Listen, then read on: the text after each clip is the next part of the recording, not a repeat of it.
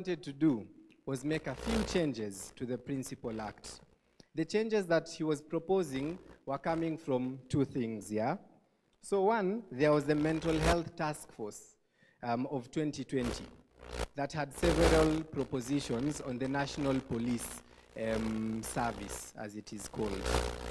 And then there was also the Maraga Task Force that we all came to know of, the Maraga Task Force of Police Reforms of 2023, that also had several propositions. After wameketika task force hizo wanaambiwaga gazette notice, mko na siku 90, do your research, tell us what should we reform. So then this act, when it was in its original form, the bill, took all those recommendations and then they were tabled, yeah, the legislative proposals. So what were they? So one, both these task forces established several problems. There's a problem in how police officers are promoted and the different ranks. There's a problem with SALO, salary ya police officers, and then there's a problem with transfers. Uko na familia yako Busia, uko na watoto wanaenda shule na kila kitu, afu siku moja hata labda ukupiga salute, I wouldn't know, and then you transferred to Tana River all of a sudden. So then what is the impact and what is the effect? You need to move your salary iko chini. Psychosocial support from the community that you had in Busia has gone away.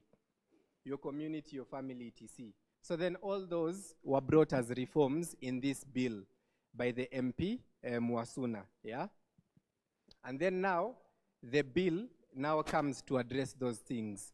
So it establishes psychosocial support programs for police officers. Zenye wanasema they should be devolved to the county units. It established a structure, yeah, transfers, so that even the transfers are fair. You're not transferred because of reasons that, you know, one can argue were unfair. Ama you're not transferred against your will, and you had justified reasons to stay in the place that you are. So this is what the bill came to address. Ilipitishwa, the president had no reservations, and it is now an act and a law. So the National Police Service Commission Amendment Act of 2025. Tuko sawa hadi hapo? Does anyone have any questions regarding those two acts? If we are clear on those, I would like to let everyone know that we are now live. I think it's just been set up. So if you can kindly follow Bunge la Mayut, they have shared the link. You can reshare that and invite more people to watch the panel live. I think I don't know if the sound is off, but we're gonna move to, you have one more act. Yes, there's one more act, yeah. So yeah, another act that was passed was the Air Passenger Service Charge Amendment Act. Again, if it has amendment in the title, it means there's a principal act. So I think the information that I'd like to share at this juncture is the finance bill as it is, huwa si sheria moja. It's a compilation of amendments from different acts that deal with finances. So then they are brought together and then they form the finance bill. So then, for example, the government has a budget of 4 trillion. They've done their budget, wako na budget ya 4 trillion. Lakini wanaona with the existing tax framework, we can only raise 3.9 trillion. Inamaanisha wako na deficit ya 100 billion, si ndio? So then what they do is they look at the existing tax framework. Wanasema, for example, VAT tukiongeza kwa maziwa kidogo, na tukiongeza excise duty hapa, na tukiongeza hapa hivi, to combine, we will cover the 100 billion deficit, yeah? So that is why if you open the finance bill, it's 136 pages here this year and the previous years, you'll see it has different, I'll say, acts within it. Utaona excise duty amendment, utaona VAT amendment in it, because they are making amendments on different laws. Among the laws that you can raise finance through is the Air Passenger Service Charge Act. It's an act already in place. Why? Kwa sababu wale watu wa ndege, sisi wengine tukiwa barabarani, wale wa kulipa tickets za ndege, there's a tax on your ticket called the Air Passenger Service Charge. That tax is usually used kutengeneza barabara za ndege huko uwanja wa ndege na tourism etc. Yeah. The problem, and I saw there was a bit of information that that charge has been hiked etc. Not particularly. So what this law came to do was to harmonize everything. Initially, we had a tourism promotion fund. The tourism promotion fund collected tax. This tax, KCAA, Kenya Civil Aviation Authority, wanted a claim on it. Kenya Airports Authority wanted a claim on it. And then, watu wa tourism wanasema, haitusaidi. We are not feeling the impact because one, it's opaque, and two, there is overlapping mandate. Everyone wants a claim to ETTC. Na ukiangalia, watu wenye wanakuja na ndege sana ni watalii, si ndio? So then the Amendment Act wanted to make an amendment to the Principal Act to ensure that tax zenu za tickets za ndege also promote tourism. I think it's really progressive because then it disbands the Tourism Promotion Fund and sets up a new fund, and they call it the Central Fund, the Tourism Fund. Yeah? So that tourism fund then helps enhance how it's a central place, pesa za rushwa hapo, and then we enhance, so we make repairs to our roads, sijui kwenda national parks, we make repairs to fence za national parks, etc., so that tourism in Kenya is enhanced. That is basically what the Amendment Act came to do. The Air Passenger Service Charge Amendment Act of 2025. Shukran. Thank you so much, Mamburi. I think we're clear on a lot of those particular acts, but I have one question regarding the tourism fund. How do they, so is like the tourism fund solely raising cash from the air tickets, or are there other funds? Good question. So the Tourism Promotion Fund, yeah. So the Air Passenger Service Charge, unaona hata from the name of the act, the charge, the tax in itself comes from that. But the Tourism Promotion Fund, the problem was it had fragmented distribution of charge. After it has been charged, the model here, how do we give KCAA, Kenya Civil Aviation Authority this, Kenya Airports Authority this, hotels are having a demand on the roads leading to the hotels, the parks, etc. That was where the problem was. But now a consolidated fund has been established and now a proper model of doing that. Yeah. Okay. Thank you for clarifying that. Does anyone have a question about the Air Passenger Service Charge Act? Anyone? Are we good on that one? Okay, we're going to move swiftly to Lewis. Kindly take us through the Virtual Assets Act. Is that what it's called? Like, kindly clarify what it's called and also what it entails, briefly. Briefly. First of all, can I just ask a question, right? How many of you have interacted with Bitcoin? Cryptocurrencies, virtual assets? How many of you are techies, because they're the ones who interact on a lot of these things? How many of you? Okay, quite a number, right? But let me start here. I like giving, and like Mamburi, I'll just highlight things across the bill, but I like giving, because this is the first law of its kind. It's not the Virtual Act, it's called the Virtual Assets Service Providers Act. So I want to give a bit of history to this, right? If you go back all the way to 2015, the then CBK Governor Njoroge issued a statement, and he took a very cautionary stand towards engagement with virtual assets and cryptocurrency generally. And at that time, he attributed to risks around volatility and illicit financial flows largely, or it's, and then subsequently, from then, 2015, those of course development, right? There's uptake continuously, and then we get to 2022. 2022, Kenya undergoes something that's called a mutual evaluation review by Financial Action Task Force, which is FATF, right? The FATF regional body within the Eastern and Southern Africa region is the Eastern and Southern Africa Anti-Money Laundering Group. So they come here for a peer assessment, and the outcome of that mutual evaluation review was that one of the areas that we were found to have some level of deficiency was on the regulation of virtual assets and virtual asset service providers. There was no existent law on how to regulate that sector.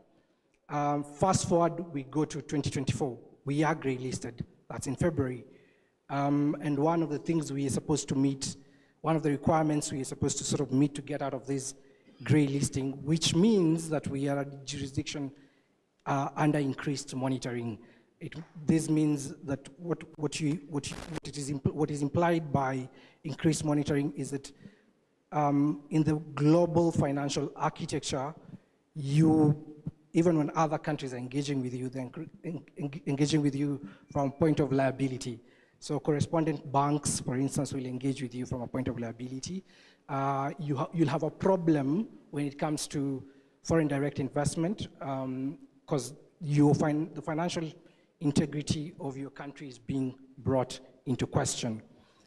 So we move towards, so I think the government then decides that we ought to sort of implement some policy to sort of make sure that we have oversight over virtual assets and virtual asset service providers, generally, the entire digital financial ecosystem on virtual assets.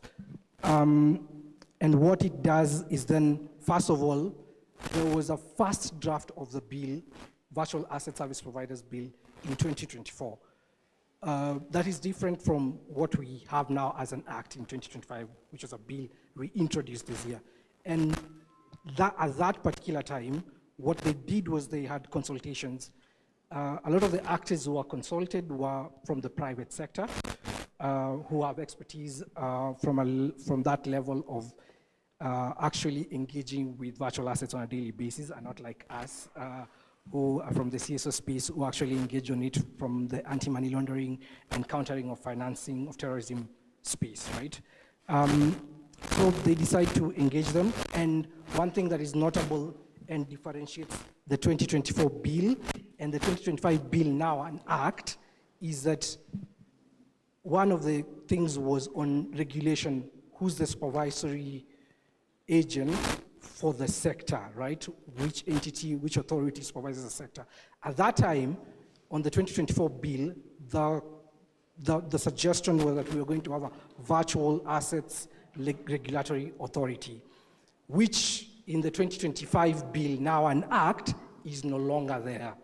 Because what happened was those powers were then given to CMA, the Capital Markets Authority, to oversee actors of virtual asset service providers who oversee the exchange. So, and secondly, Central Bank of Kenya to oversee payment, if you have a payment platform. So let me backtrack and take you back to now the introductory levels of what we have in this bill, right? So this bill, and I think the point of misinformation could easily come from, and I've not seen a lot of controversial takes on this one, and I believe it's because it's an introductory bill, and there's no act, there's no act like this before, and I believe that we'll see a lot of questions arise once the implementation process starts. But to start off on what this bill caters to, the provisions basically are very distinct, and they say that we are not regulating virtual assets as such, we are regulating the virtual asset service providers, whoever engages in the provision of the service. That is the person who provides the interface, the platform, to actually trade, transfer, acquire virtual assets. And in this sense, the definition of virtual assets in the very basic sense is the digital representation of value. you have attributed value to, let's say Bitcoin, for instance, because Bitcoin is the most common, we all understand Bitcoin, right? But what the bill does is I think one of the points I saw someone argue about was that you can't regulate the network. That's not what the bill is supposed to do, or the Act is supposed to do. The Act does not regulate the underlying platform, the technology, which is the network. Neither does it actually regulate individuals. Peer-to-peer transactions are not regulated. So if I engage in selling you Bitcoin and you bring it back, or you sell it back to me, that transaction, that process of the two of us transacting is not regulated. What is regulated is the platform. So that platform that offers you that service, your Binance. Think a bit of, some of us know about Binance, right? So that's the platform that's regulated. And then something else that does stick out in this is the fact that from where the service providers are being regulated, it's that one of the key things that they're supposed to do is to actually provide information. First of all, set up offices here that are first set up offices, get license, is renewed annually, and then subsequently anyone who knows compliance when it comes to anti-money laundering and countering of terrorism and proliferation financing of mass weapons will tell you that the other thing is now your compliance is sort of bank grade or bank level, where you have to know your customer, which is KYC, you have to do your due diligence, enhance politically exposed persons, all those requirements come into play. I'm looking at this also from, and I think this is why it is important for us to understand it, is the implication to the individual. First of all, you need to understand there's a gray area around how easily an individual could easily offer services without understanding the law and therefore be categorized as an unlicensed service provider. So there needs to be more clarity on that and education on that, so that individuals don't find themselves being followed up by authorities because they engaged in service provision. The other thing is now us as citizens or us as individuals who choose to engage in the trade of virtual assets or choose to use virtual assets as a transfer of value can actually now be protected from harm to some level. Although restitution mechanisms haven't been put in place, I'm hoping that once the regulations come into play, we'll see those defined. But as it stands now, there are sanctions towards fraudulent sort of practices by virtual service providers, and also the fact that if you don't comply with some of these provisions and requirements, you could easily be fined 10 million as a company. That could go up to, I think, 20 million from the Act, and then there's, of course, imprisonment terms. And then I think to sum these up, and looking at the whole Act as it is that this seems to be an effort by the government to actually get off first the grey list, one of those, and I think we ought to understand that I'm not saying that's the only origin of the bill, but that's what gave impetus to the existence of the bill and now the Act. There's also the question of taxes.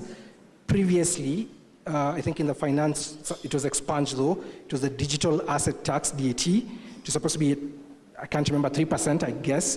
And then subsequently now you're going to have exercise duty, but on the transaction fees or the gain that the service provider gets from the transaction, the margins they get from that.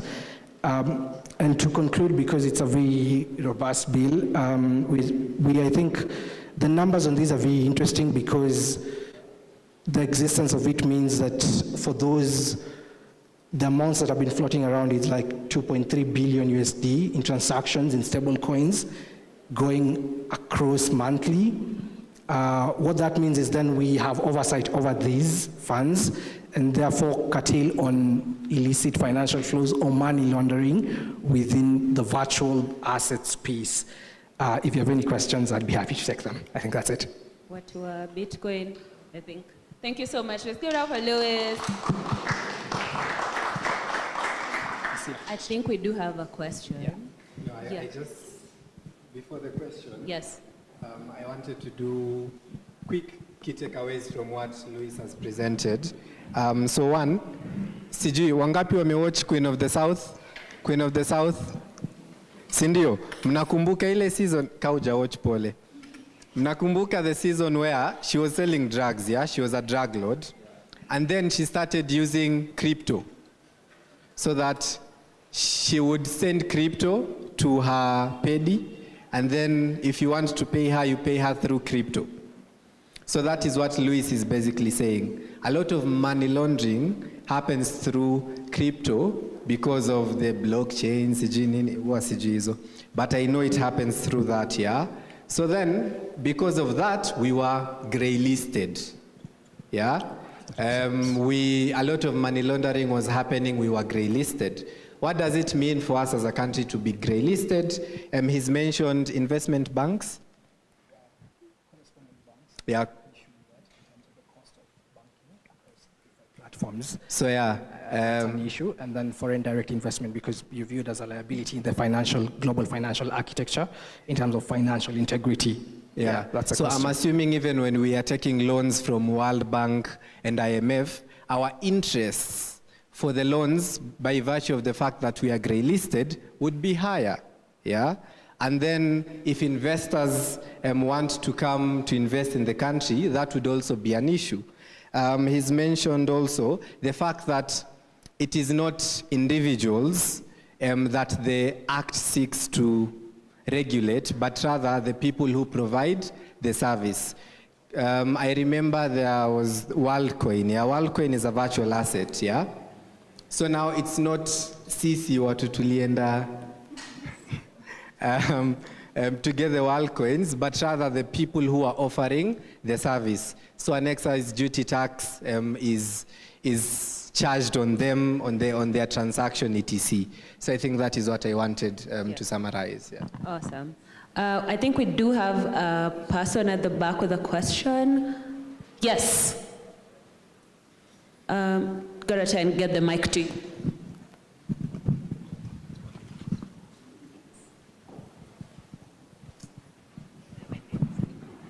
Hello. So I had a question with the bill, because you did talk about digital assets. So I wanted to find out, the digital assets that we're talking about, is it strictly financial, like NFTs, cryptocurrencies, or is it going to be digital assets as a whole? Because that complicates things when we get into things like personal data or intellectual property, for example. And also, you said that it's not coming for individuals, but service providers. In today's day and age, the difference between an individual and a service provider, especially on the online landscape, when we're looking at things like intellectual property, for example, I think that line could be very easily blurred. So is this strictly financial digital assets or digital assets as a whole? Thank you.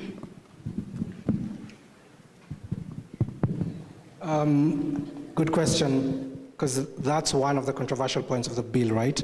And it's the introductory, not a bill, act, sorry, I keep interchanging these words.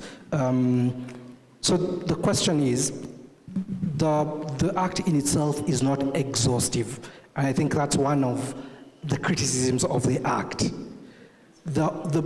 And if you look at it, it's one of the recommendations, I think it was Yellow Card of Virtual Assets Chamber, who offered a recommendation while the act was a bill in Parliament, and tried to sort of delineate these definitions, right? And I think that was rejected by the members of Parliament then, and they chose a very general definition of the same. I think the argument was, for a start, let's have a legislation in place, a policy that gives guidance and clarity on some aspects of these. So my assumption is that the regulations might be clearer on the particular financial assets in this sense that are being, financial and non-financial assets that are being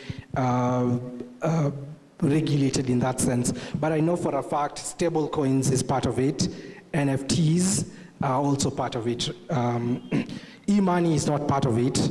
I remember looking at that and then forgotten one of them, but e-money is not part of it. That's what I remember. And then the question on the bloodlines between the service provider and the individual is a very good question, because that's the other criticism of the Act as it is that it locks out open source teams out of the entire conversation of virtual assets.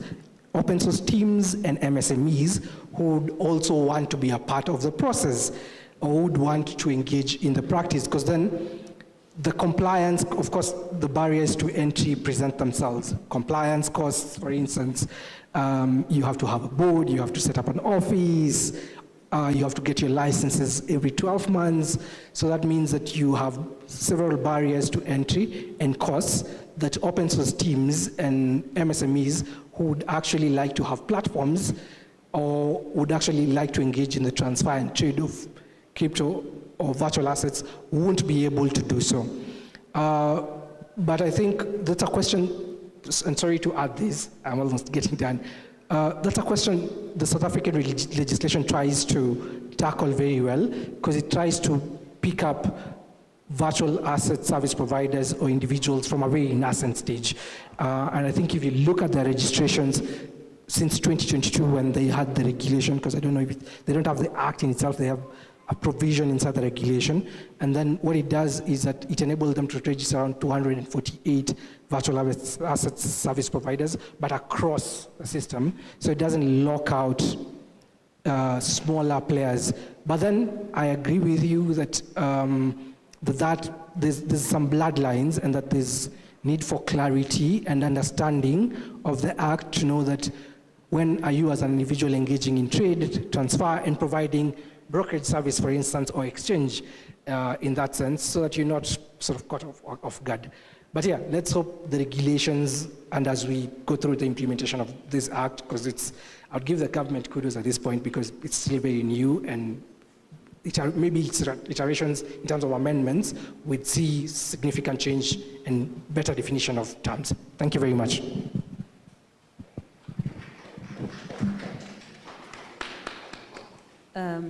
I think we'll have to move on to the two land acts. If you have any questions, Louis is still around. You can ask him right after our panel. We're going to move to the two land acts that were also passed. We have the Land Amendment Act 2025 and the National Land Commission Amendment Act 2024? Yeah, 2020, also 2025. Yes. I will give Hilary the floor. Yep. Okay, hi guys. Quick question. How many of us have benefited from inheritance of land at home? Wangapi wamepewa land na mzae moja, mbili, tatu? Okay, thank you. Haya. Wangapi, how many ladies own land?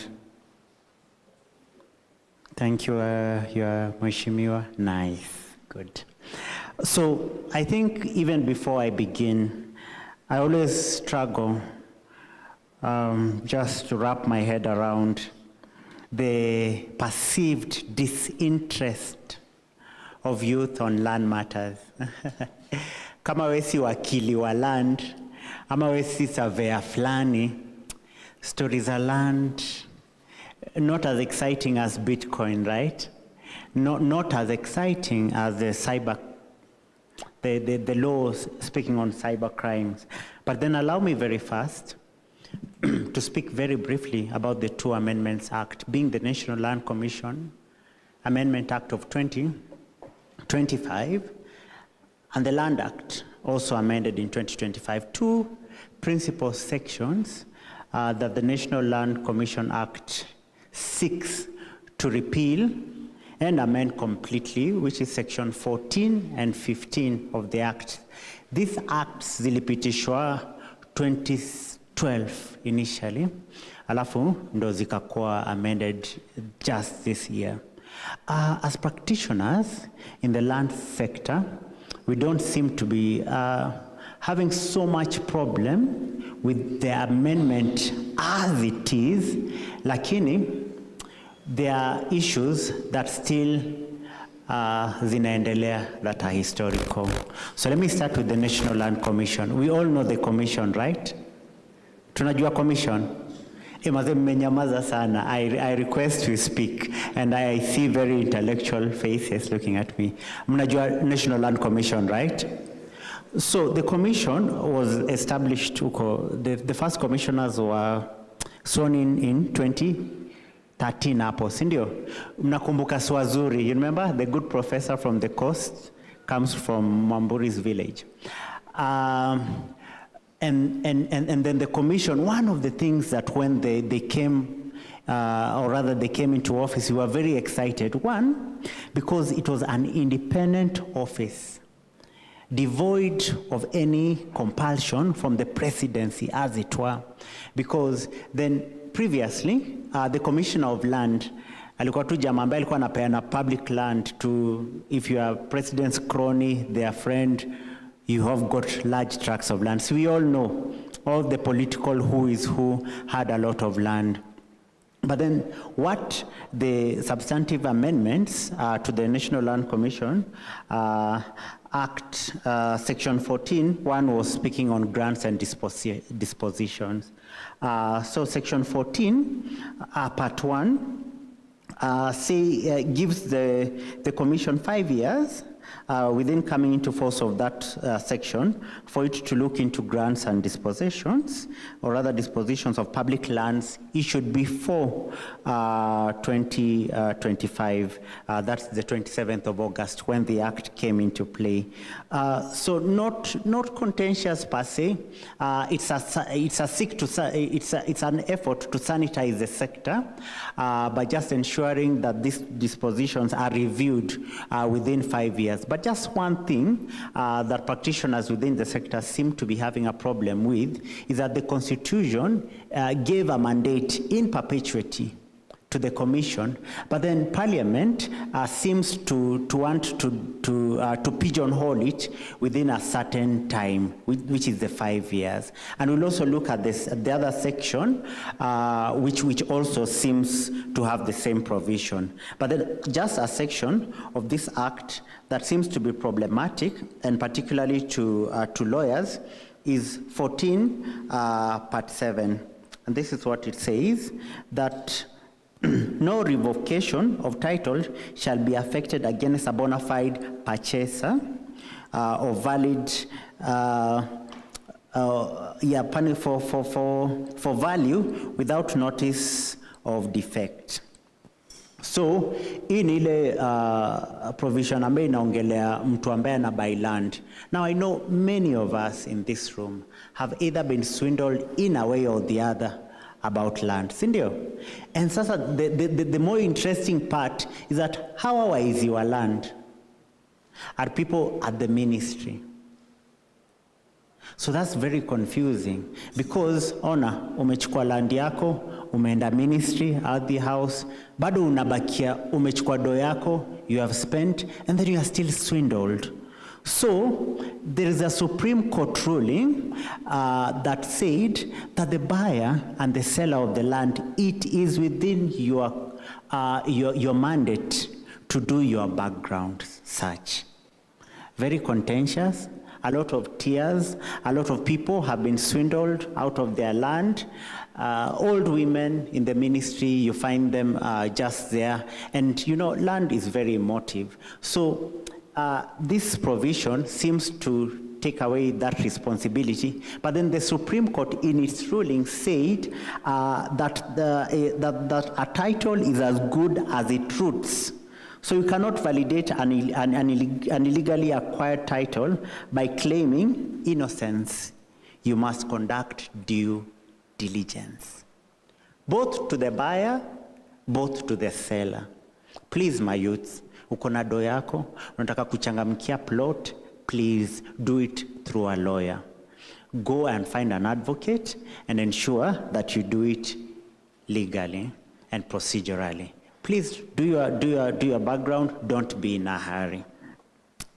Another section, section 15 of the NLC Act, now this is a bit emotive, and this is in regards to historical land injustices.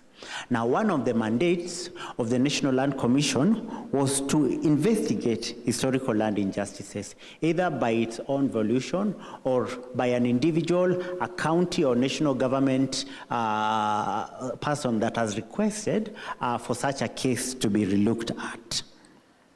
So now these sections have substantively been repealed and amended to go back to 1895.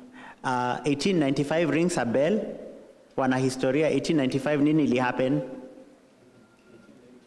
1895 nili happen?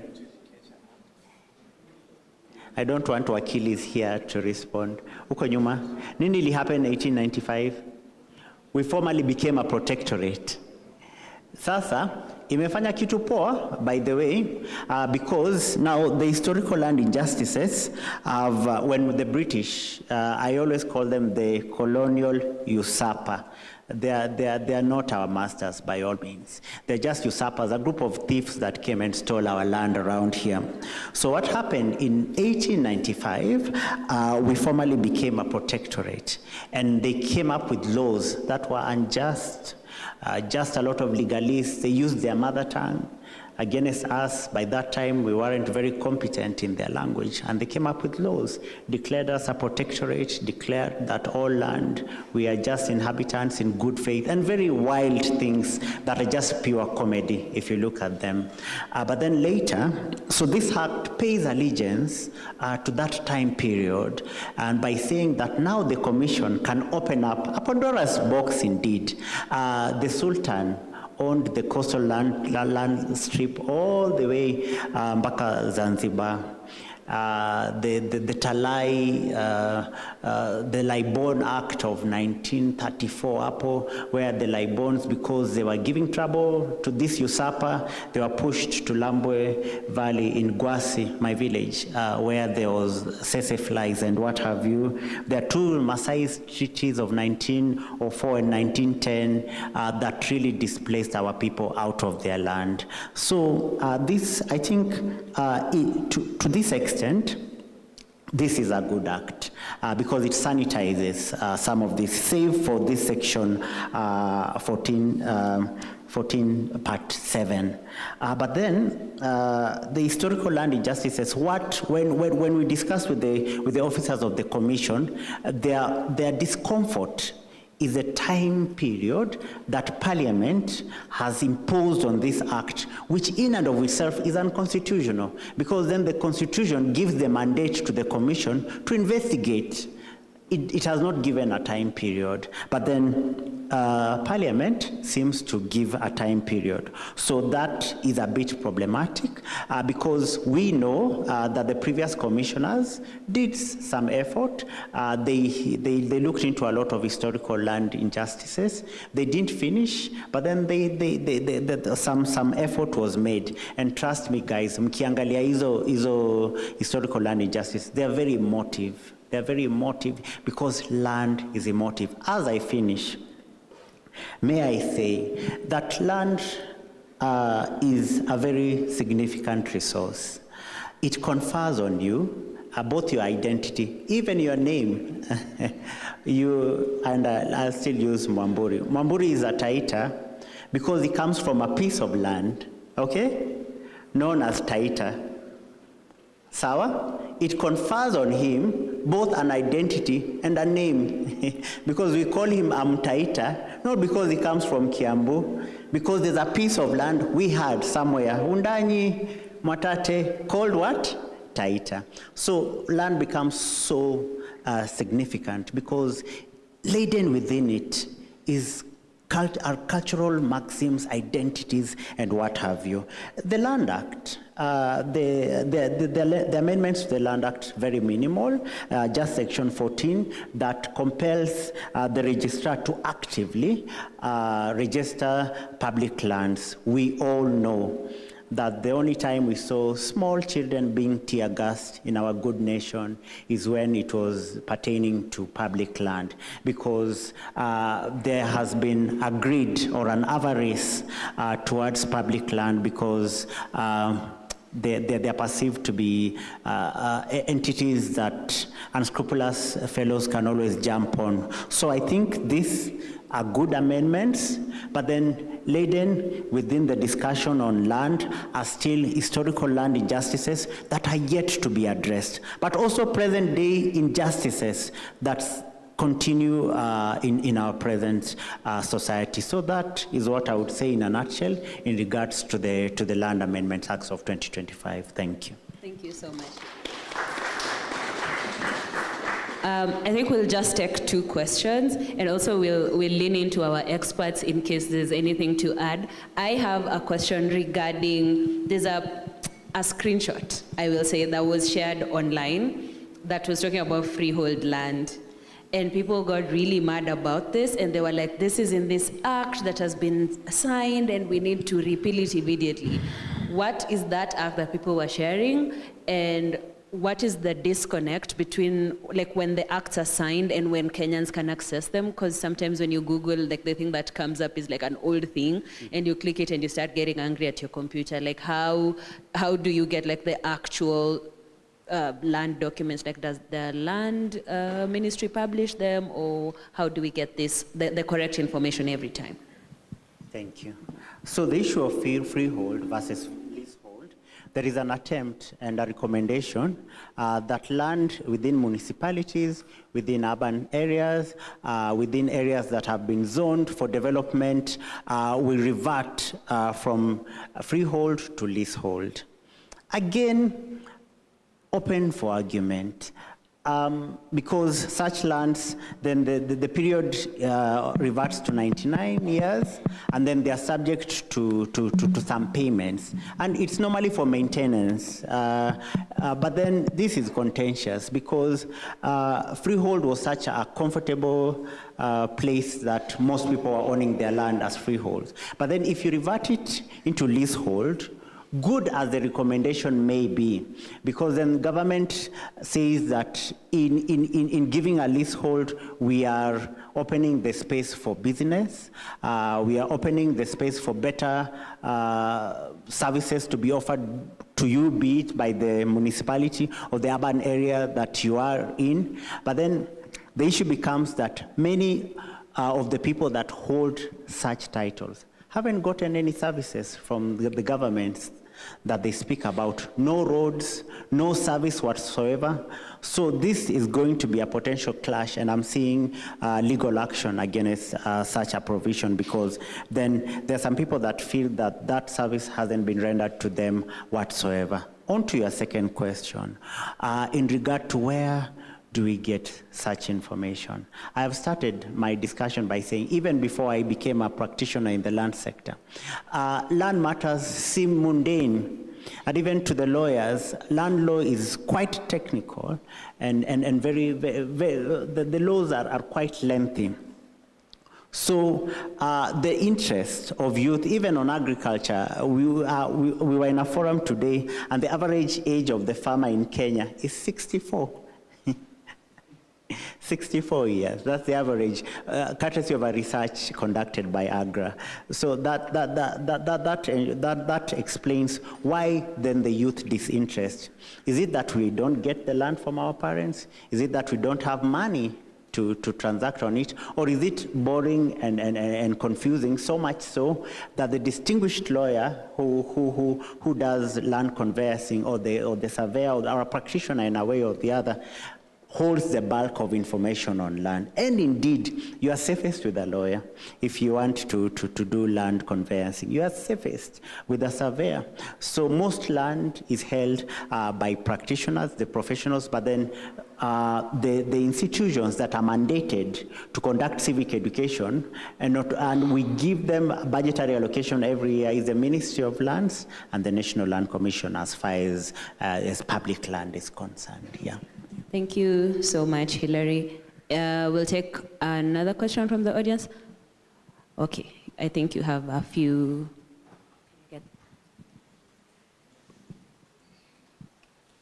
Hi. Sorry, I missed part of your presentation. I just had a quick question for you. You're a land practitioner. There's been ongoing digitization of land records. Either of the pieces of legislation, have they captured that, and to what extent? Thank you. I think we'll take another question and then you can answer both of them. Yeah. There's I think someone at the back. Could you lend us the mic? Hello, my name is Hannah Wamoyo. I'm a lawyer, and my area of specialization is natural resource law. So for me, it's a comment and also a question to the practitioners. For the National Land Commission Amendment Act, for me, it's a whole contradiction. You've explained well Amendment Section 2 and 3, the one purporting to, the one amending Section 14 and 15. How do you reconcile the aspect of no revocation for that bona fide purchaser and the aspect of historical injustices? What justice is going to be given to these people who will, make this claim that their land was subject to the aspect of historical injustice? Then, does this act, what becomes of the agreements that were executed by the British and the chiefs, the ones who handed over that land? And since then, land has changed hands, as in title has been changed. So how do you reconcile the whole story of our colonization? Thank you.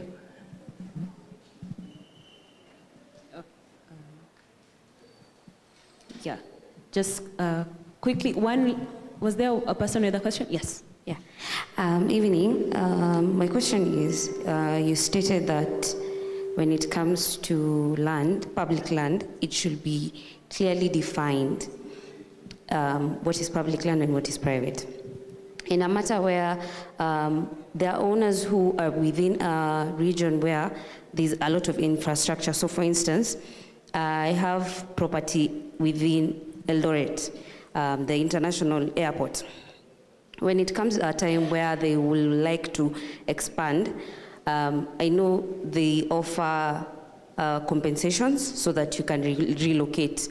But my question is, when it comes to a matter where that land is not bought, but it is inherited land, and it is willed that that property should not be for sale at any circumstance, what will happen then? Will they build around it?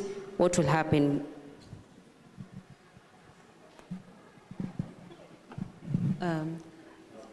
Yeah. So yeah, briefly to all those questions. Thank you. I will because I'm not a lawyer, I'm a practitioner, so I will leave the legal aspects of it to my colleague to respond to. But then I think that having been said, in terms of digitization and digitalization of land, the Sectional Properties Act try to pay allegiance to part of it, particularly land that is owned in apartments in urban areas. I think it tried to regularize that. I wouldn't know the particular act to that, but then it was a good attempt and a very fair attempt by the ministry to ensure that you can do searches and you can have more transparency and accountability on land. My colleague that asked the question on historical land injustices, and that is the problem we have. And that's why we are saying, as people that conduct advocacy in the land sector, is that this is going to be a huge issue because most of these lands historically, by 1900s and what have you, right now they have changed more than 10 hands and what have you. So then that is a Pandora's box and something that the National Land Commission will have to face head on in trying to determine some of these historical land issues. So I'll take those two and over to you, Mamburi.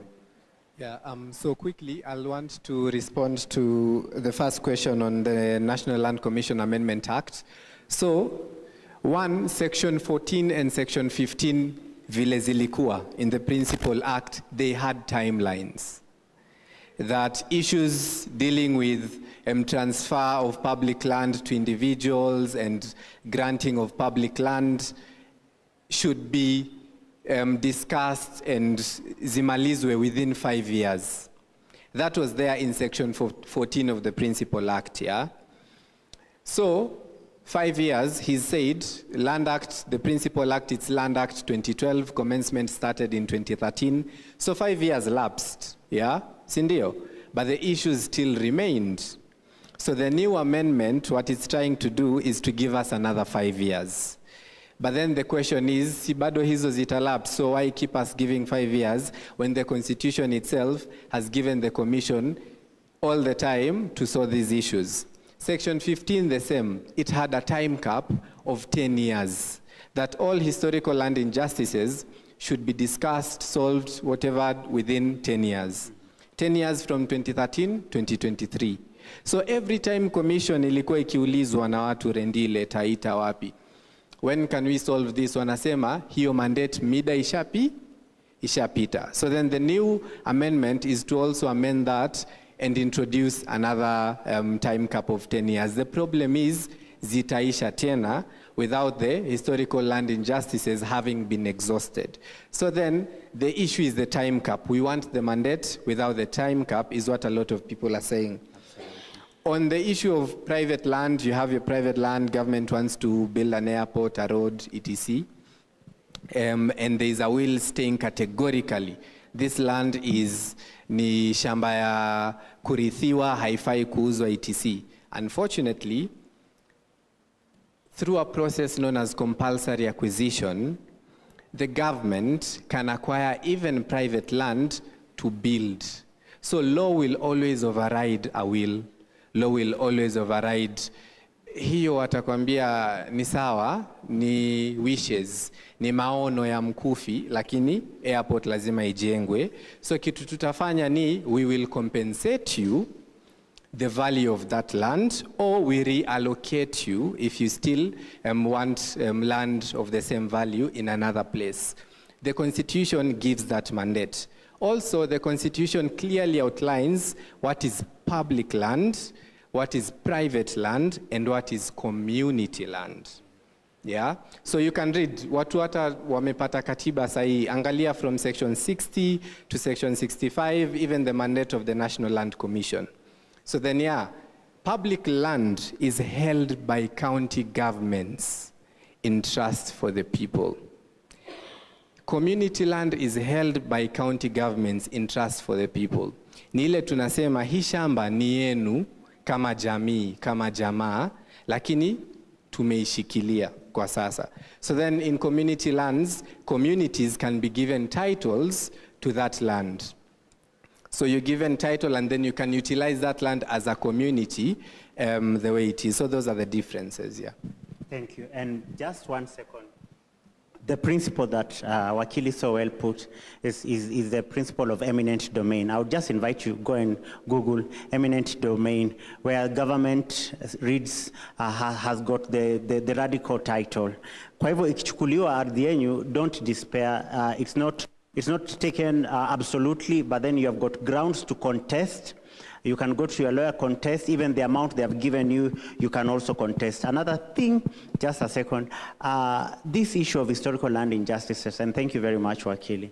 Kama, if the other ones, we weren't able to deal with them with a period of 5 years, because we had 5 years to lodge, 5 years for the commission to hear. Sasa imagine kuanzia 1894 up to 2010 August. That is such a long time, and we are sure, but we don't anticipate it to be that way. We are sure that the commission will have a bleeding nose going forward, but we only hope that they will try their best to listen to as much historical land injustices as they can, and at least recommend determination going forward. Yeah, thank you. Back to you. Thank you so much, Hillary. Give it up for all our panelists one more time. So I would like to thank everyone for participating in our first panel. We're going to go on a short break. There's some tea and I think mandazi at the back.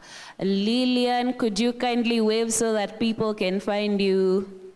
Lillian, please. Is it Sylvia who's helping? Sorry? Yes, Sylvia is helping. So where Sylvia is, I think we can walk all the way to the back, and we're taking a short break, and then we go into our second panel in a few minutes. So thank you, and see you in a few minutes. Thank you so much, Justin. Could we please give her a round of applause? I think she's done a fantastic job. We're just going to break for tea. Lily, I don't know if tea is ready. Lillian? Tea is ready? So maybe we could just take about a 5-minute break. Just go grab some tea and come back. It'll be this side, then take a right. Take a right. You take a right.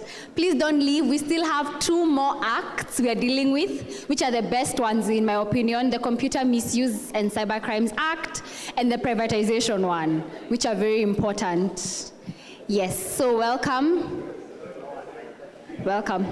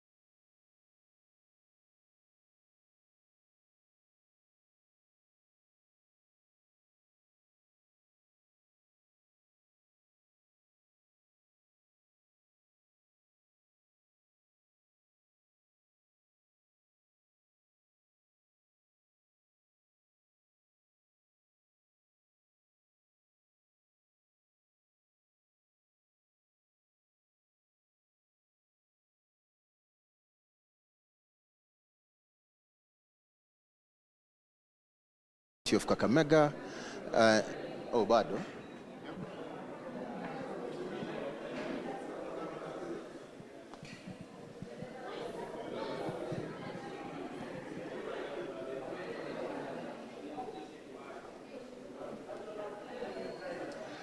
I'm Nixon Odari Mrabwa from Kakamega County, and I'm very much happy to be here today on this town hall. I think issues around public participation are very integral, and this is because, in my own personal view, when we think about the most fundamental aspect of the constitution in Kenya, public participation is actually that key thing. Devolution is just a way of administration, but the real devolution was that to the individual in terms of public participation. As I've stated, I come from Kakamega County, and one of the key things that we are doing there is attending public participation sessions that are integral to us. And in that process and time, we are able to try and engage young people to ensure that they are meaningfully engaging in various issues. Though over the last couple of years, one of the biggest challenges we are having is the structure and format of public participation. Given the fact that people have to travel to the headquarters of the county to participate, there is a monetary aspect to it which then hinders meaningful public participation by young people. But fundamentally, you find that there is engagement and there is a growing interest and enthusiasm by young people and the general public to engage in issues around public participation. But one of the things that I think is a really serious threat to this is issues around misinformation and disinformation, because many a times the real conversation or the real bill is somewhere in a website, but then the information that is circulating online and on social media is quite different, and then that one is what goes out. So I think that is one of the biggest hindrances. So if we can be able to verify and check what we are doing before we comment on public participation, it will be fine. Thank you. Thank you so much, Murabwa. We really appreciate it. No, thank you. Karibu. Great. I think maybe as we prepare for the next panel,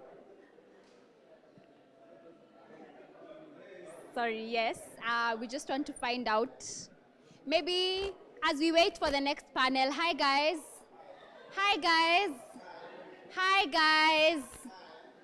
As we wait for the next panel, I just wanted to find out who's attended a public participation session before?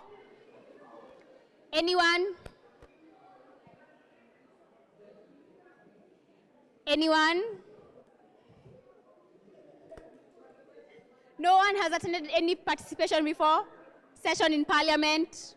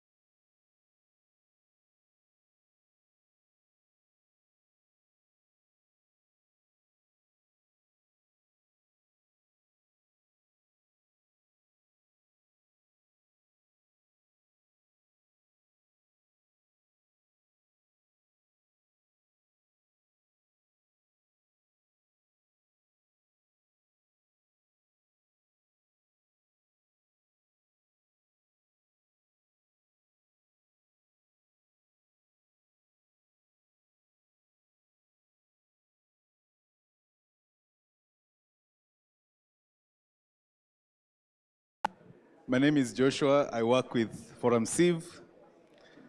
Forum Civ, we defend democracy and human rights. I have participated in public participation. It is an important process of affirming citizen voices in governance. And it is one of the things that we push for as an organization and in the work that we are doing.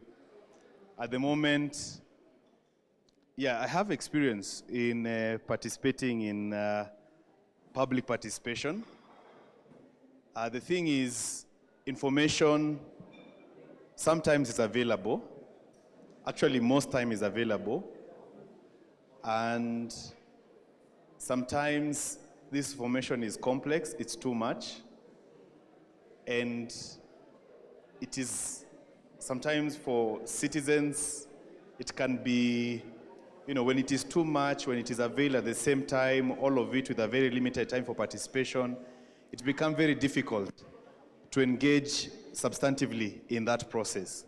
This is one of the strategies that the government use, or the duty bearers use, to undermine constructive criticism in government policies. For instance, when you look at the 8 bills which we are critiquing right now, they are very important bills. For instance, the land, the cybercrimes amendment bill. These are very, very important bills that inform on what civic space should be like, that inform how we operate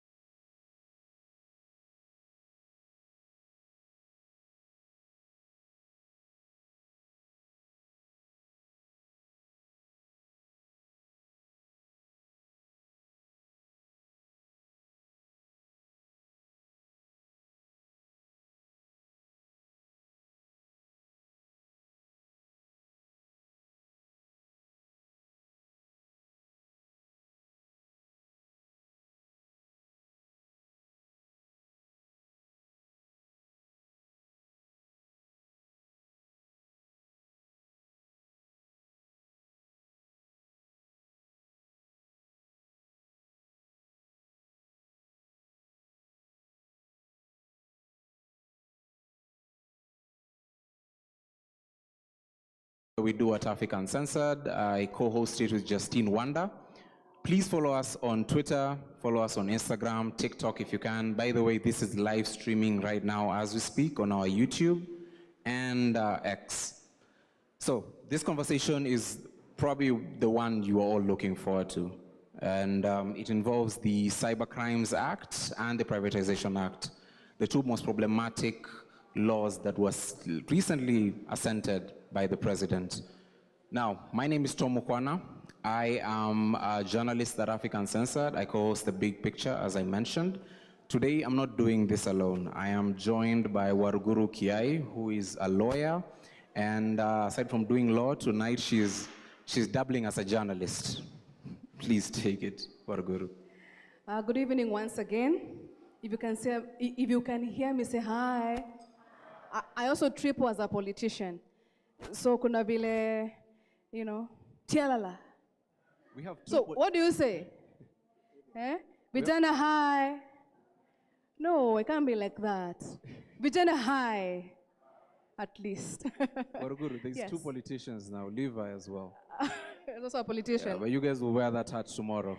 So this evening, we shall be having a discussion around the Computer Misuse and Cybercrimes Amendment Act, as well as the Privatization Act. And joining us in this very interesting conversation, we have Levi Munyeri, who is a wakili, and he's an advocate of the High Court of Kenya, and he has a law firm, Kimani Kiari and Associates. Karibu sana wakili. Clap for wakili tafadhali. We also have Wakili Evans Ogada, who is an advocate of the High Court of Kenya, as well as a part-time lecturer and a researcher. Makofi kwake. We have Ray Ondaga, an advocate of the High Court of Kenya, and legal researcher at Katiba Institute. Let's clap for them. So before we start, I just want to hear from you. How many of us have heard about those two laws? The Computer Misuse and Cyber Amendment Act and the Privatization Act of 2025. How many have heard about those two laws? By a show of hands. All right, so what have you heard? What have you heard about these two laws? Just stand up and say what you have heard. Yes, madam, kindly stand. There's a mic The microphone, there's a microphone. What I've seen on Twitter is if your post hurt someone's feelings, you're going to be charged 20 million. What else have we heard? Yes, yes, sir.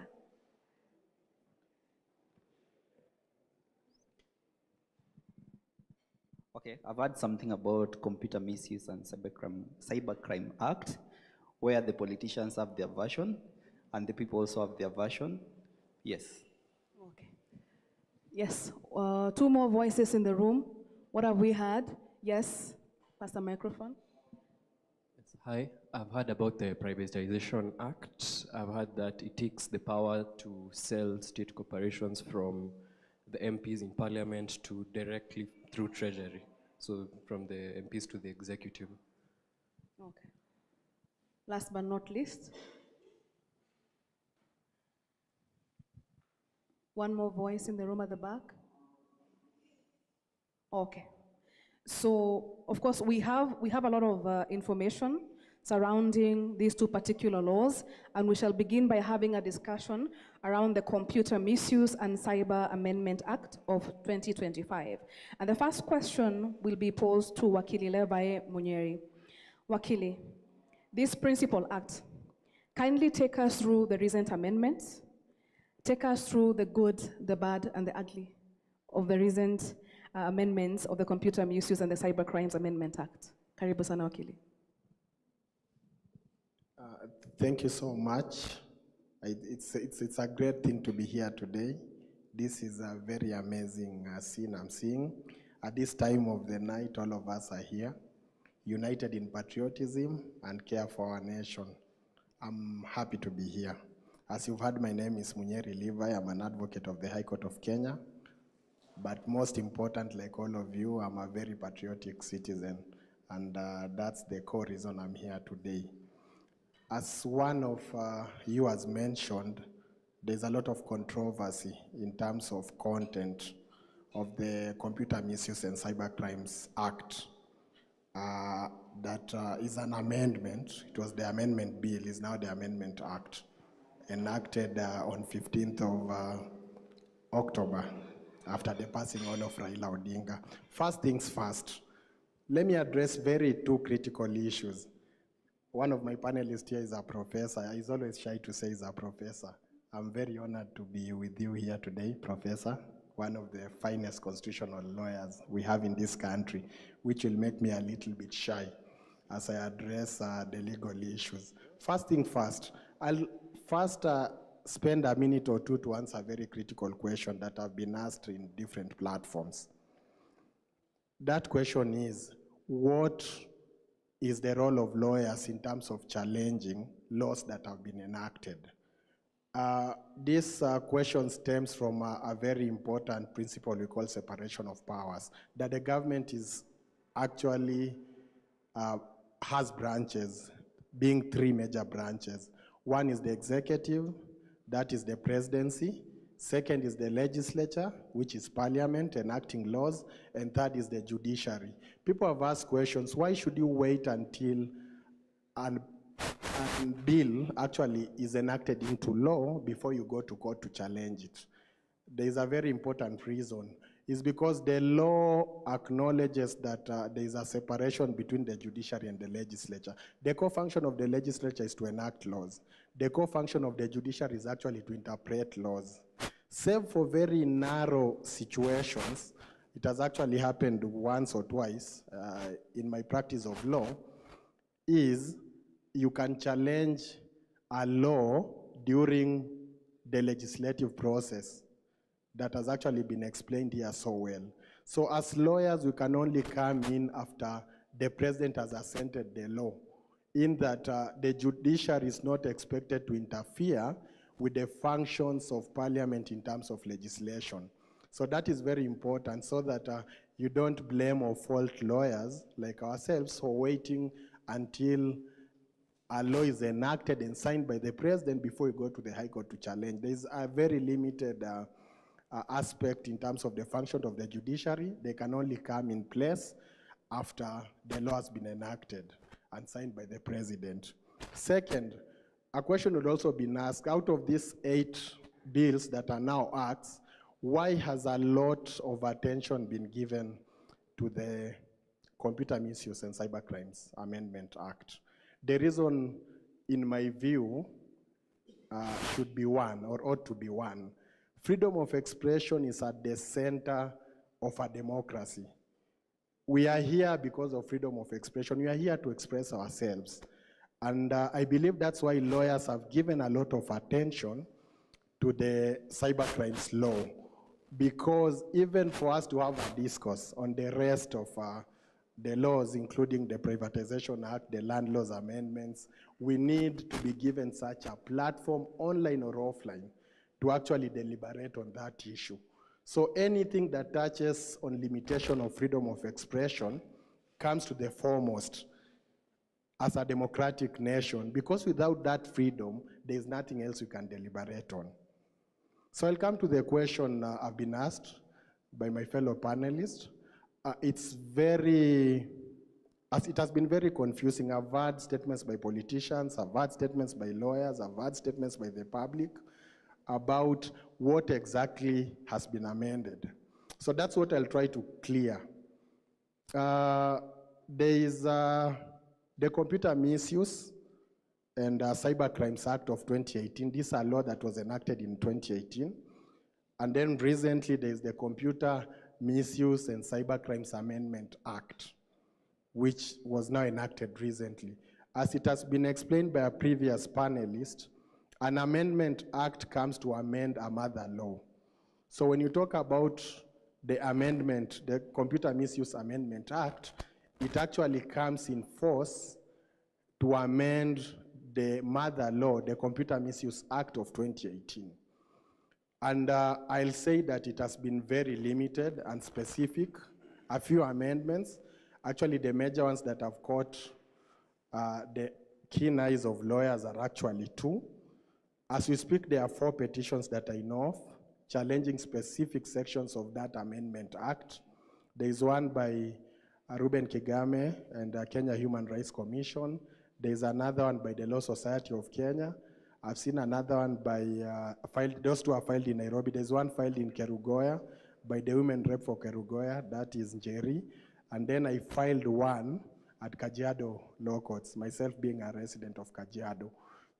So I'll try to discuss the question I've been asked in the lens of those petitions. The mother sin, the original sin was committed in 2018. Hiyo kama ya Eve kukula fruit kwa garden. Hapo ndio shida zetu zilianzia. That's when the rain started hitting us. The Mother Act of 2018 is in itself unconstitutional, almost in its entirety, in terms of provisions, and what you've been seeing mostly circulating in the social media are actually provisions of the Mother Act of 2018. That act was challenged in court, I think by Katiba Institute or Kituo cha Sheria. They actually, Katiba Institute, thank you. They actually lost at the High Court. The matter, I'm told, is pending before appeal. There should be a judgment before the end of the year, which was challenging everything you know, what you've heard about the fines, those things emanate from the Mother Act. So when it comes to the amendment, there are two major amendments that have been flagged and actually constitute part of the 4 petitions I've mentioned that are pending in the High Courts in various towns. One and most important, perhaps, is the amendment to Section 27 of the 2018 Mother Act. And that amendment, as I had the Leader of Majority in Parliament mentioning, it's an amendment which adds to Section 27 essentially 4 words: likely to cause someone to commit suicide. So what happens, as I mentioned, the amendment adds, deducts, or varies the Mother Act. So someone would ask, what does Section 27 provide?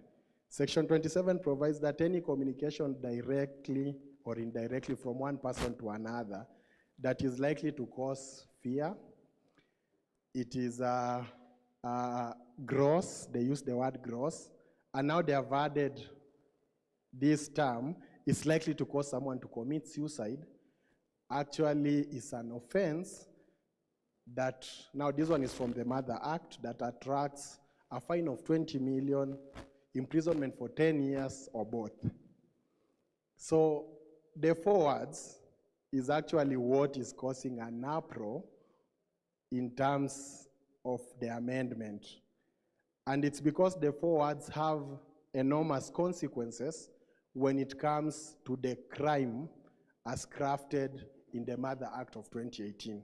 That's why it is a high-stake litigation at the Court of Appeal, which we hope will succeed. But let me digest and try to explain the 4 words and their consequences. There is a legal provision that criminal offenses as crafted by Parliament or any other law should be very specific, in that someone who commits an act or an omission should be very knowledgeable and aware that this act is indeed a criminal offense. In that if there is a law that creates an offense that comes with ambiguity, then that offense should be shot down for being essentially unconstitutional. So when you talk about likely to commit suicide, suicide is a very serious issue. We should treat it as such. Interestingly, until 2 years ago, attempted suicide was a criminal offense in Kenya. A petition was filed under the mental health issues and discrimination, and the High Court again ruled that a question of mental health should not be criminalized. So what can make someone likely to commit suicide? What I'm talking to a member of Parliament, perhaps like in Ichungwa, is very annoying. What are you telling people about this law that we've enacted?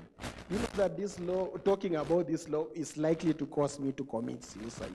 So anything can cause distress to someone and can be interpreted as likely to cause that person to commit suicide. So what they are doing, cleverly, they are broadening the law to make any act that is annoying to the government a criminal offense.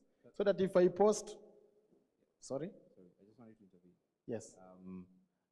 Levi, you make a very good point that Yes. this is a law that is supposed to clamp down on freedom of expression. Yes. But there's another part of this amendment that includes the formation or more powers to a committee, the NC4 committee.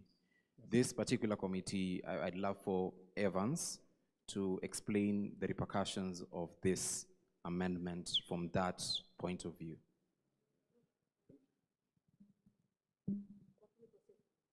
All right, I'll just finalize then. Yeah, please. My colleague can take over. So that is the issue we're actually challenging in court. And as we speak, the court has issued conservatory orders stopping the application of that section 27 of the 2018 Act, in the sense that the amendment has broadened it and has made it ambiguous, in the sense that any act that annoys someone else then can be interpreted as likely to cause that person to commit suicide. That's one. I'll just mention another second very important aspect of that law. That is an amendment to Section 6 of the Mother Act that talks about the powers of the government and its agencies actually to close down websites. So it is something we call deletion. It's a very wide argument when it comes to free speech and freedom of expression. Now they give, interestingly, they give qualifications what can make the government actually close down a website. They mention terrorism, religious extremism, cultism, and pornography. This provision actually forms the substance of the petition in Kerugoya by Njeri, because he has taken advantage of a specific provision of the law. I think it was mentioned before that any act or bill that touches on county governments should actually go to the Senate as the custodian of the interest of public county governments. So what happens, this Section 6, the amendment to Section 6 provides that terrorism, pornography, and any website or online entity that promotes the same is actually liable, or it can cause the deletion of or the closure of that website. So Njeri took advantage of the fact that pornography, curtailing pornography is actually the function of the county government, and took advantage of that loophole of the law to actually get conservatory orders stopping the amendment to Section 6 of the Mother Act. That's the Computer Misuse Act of 2018. So those are the two issues.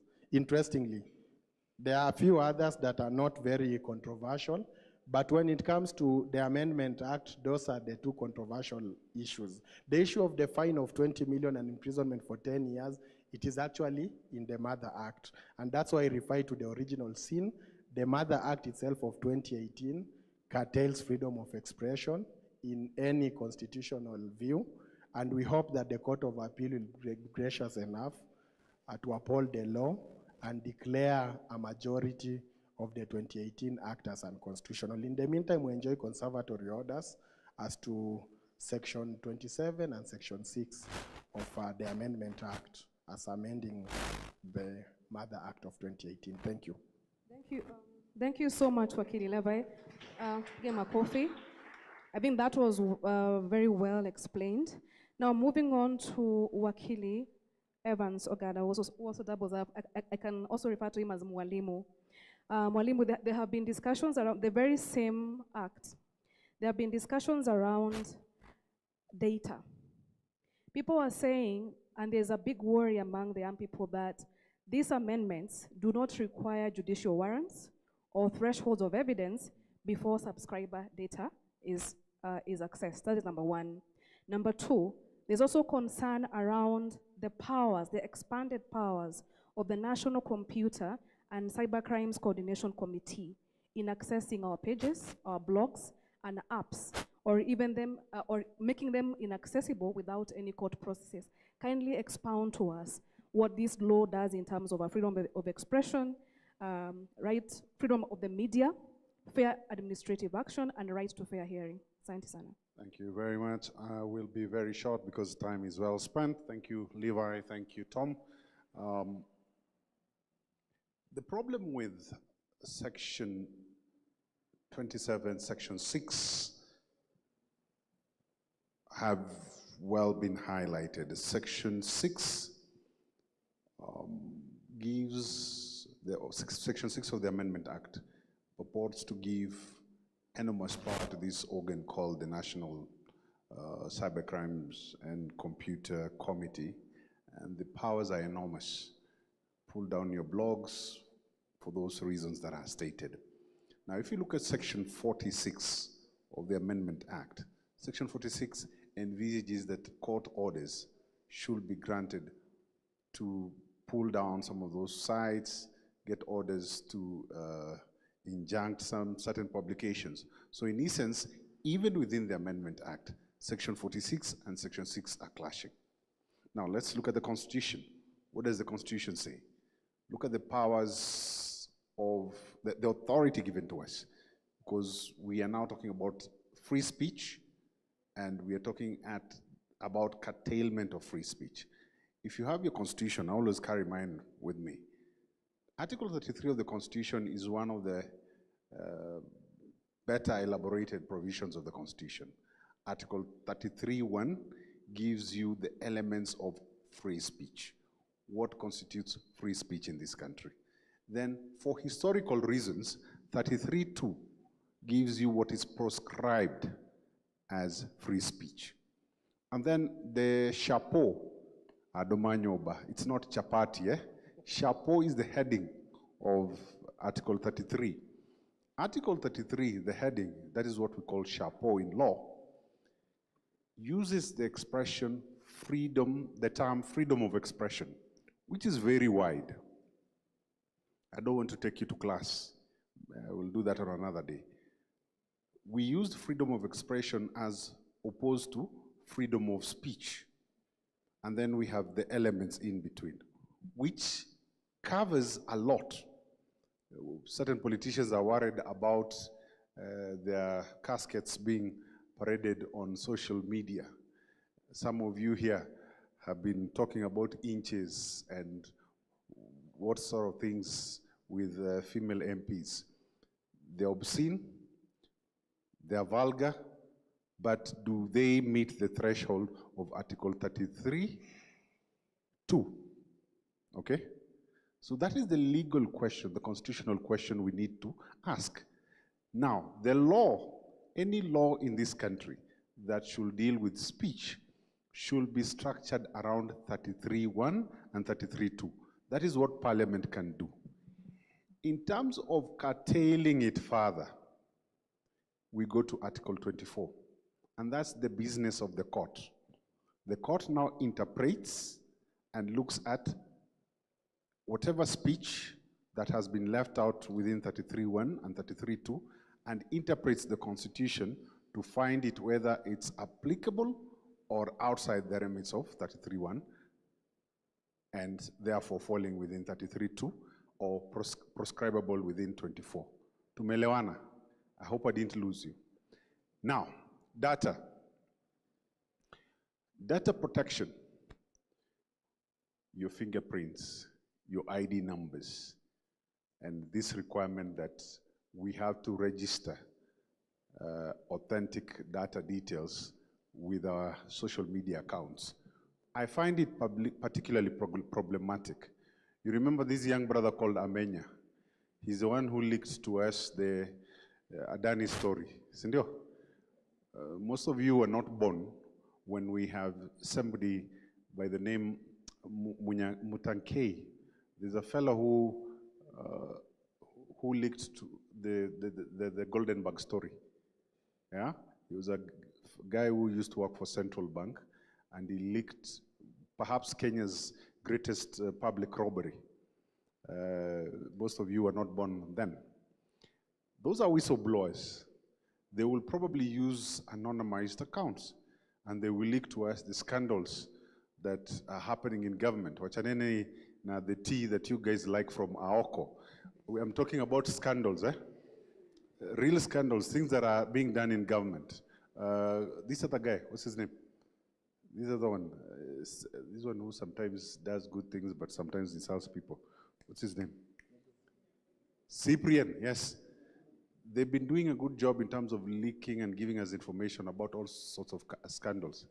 If you insist that these anonymous bloggers and people give us their details and credentials, you'll be impacting on Article 34. And Article 34 deals with the freedom of media. And media is now not only mainstream media. We now have what we call citizen journalists, okay? So another concern, we have international standards dealing with data protection and divulsion of data. We have not met those thresholds, and that is subject of the petition by my good friend Mutuma, the Kagame petition in court. Please follow that. Thank you very much. Thank you so much. Makofi. Thank you so much, Mwalimu. Moving on to Ray Ondaga, who is also a legal researcher at Katiba Institute.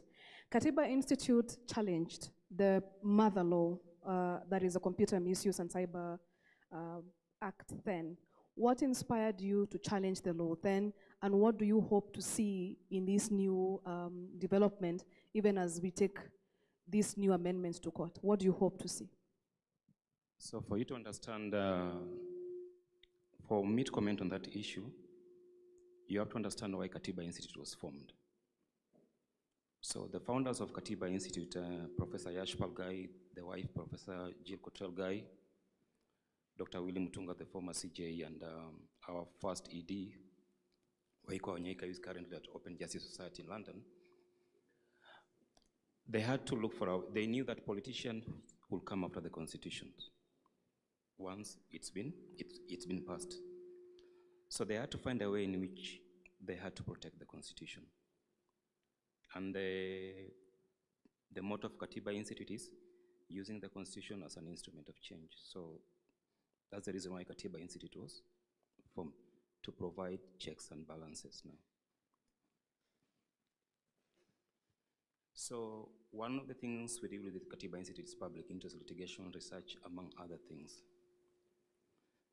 So they passed the Computer Misuse and Cybercrimes Act 2018. I just joined Katiba Institute as a pupil from Kenya School of Law. And we filed a petition and we go to court. By then, the judge there was, the file was put before Justice Makau. Is retired now. Justice Makau totally messed the entire petition. He dismissed our petition. He didn't have merit at all. So we appealed to the Court of Appeal, the same 2018. So we have 2018, 2019, 2020, 2021, 2022, 2023, 2024, 2025. That is when the appeal was had 1 month ago now. But now everything we were fighting for, you came to see happening. Once Ruto came into power and there were protests in the streets, people were fighting for rights, this and that, they used the same computer misuse and cybercrimes as to come after people. Now, the matter is at the Court of Appeal. It has been heard. We are waiting. Now they passed this new act into this new act now. 15th, he signs into Nini. Though we are not part of it, we are part of the older one, the first one now. Yeah. So the first one, everything, our petition was Nini. So we are waiting for the judgment in the first one. So it was heard 1 month ago before a 3-judge bench at the Court of Appeal. We are waiting for the judgment now on that. That is the farthest we've gone. Yes. Away from all that, what issues did you raise in your first petition? And what's so different between how that law looks right now to since you guys petitioned it? You see, the major theme of this thing is stifling freedom of expression. Please speak into the mic here. Yeah, so the major issues with the Computer Misuse and Cybercrimes Act is stifling freedom of expression. You have the right to freely express yourself. And if that right has to be limited, then it must be provided to the law, by the law. And that law that has provided for it should not be extreme that it stifles you. Yeah? And people post a lot of things online. Eh? If I decide to post a person in a coffin, is that person really dead in real life? He or she is not dead in real life. So you're allowed to express yourself depending on how you feel about a certain situation without anyone or anybody trying to stifle that right to freely express yourself. Yeah. Yeah. And I'll then go another round by starting with you. The other part of this is the Privatization Act. Okay. This is also another act that you challenged in 2023. Okay. So for you to understand the issue about privatization in Kenya, you have to look at the historicity of privatization. So we've had 3 privatization acts in Kenya. We have the 2020 205 one, 2023 one, and the current one. So before we had the 2005 Privatization Act, parastatals were being privatized through ad hoc policy directives. So that was during the Moi's time. So the minister through the Moi ministers had a lot of power. So they'll make those ad hoc policy directives, which were not transparent, and they also lacked accountability at the same time. So that is what pushed to the having of the 2005 Privatization Act. But now that 2005 Privatization Act also, it put a lot of powers on the privatization authorities. Privatization authority now was also being formed by the ministers, by the Moi government. The ministers by then were being also appointed by the president, and they never used to go these things like vetting and whatever. So with the coming of the 2010 constitution, and also the private sector, and also financial lending institutions like IMF and World Bank, so they had to adhere to the constitution and also kneel down to the financial powers in the world. So they come up with the Finance Act with the Privatization Act of 2023. So before we file a case at Katiba, we sit down and talk about it. So I'm given that file. I'm given the Privatization Act of 2023, and I'm told to file a petition with regards to it. So when you're filing a petition, there are different ways in which you can look at filing a petition. Now, when we're looking at the Privatization Act of 2023, we attacked the process, the public participation. We attacked the act, the content of the act. And now we attack the privatization program. Within the Privatization Act, it gives the minister, the cabinet secretary, powers to form the privatization program, the authority and the program. So the program is what contains all the parastatals that they want to privatize. And I'll tell you something that is happening currently with regards to that. So on public participation, our argument was that there was no meaning public participation.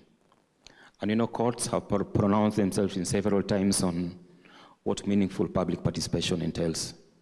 It's on case-to-case basis. If you look at Article 10, Article 118, Article 201 on public finances, this parastatals involves money, public money, and they have to be meaningful public participation. So when you look at how they did public participation in the 2023 one, when they called for comments and the stakeholders who were coming in, they were cherry picking the people who were going before them, people who were friendly before them, you see, so that they will get comments that are favorable to them. Secondly, one of our arguments was, when doing such kind of public participation and calling out for memorandums, you don't restrict yourself to English only.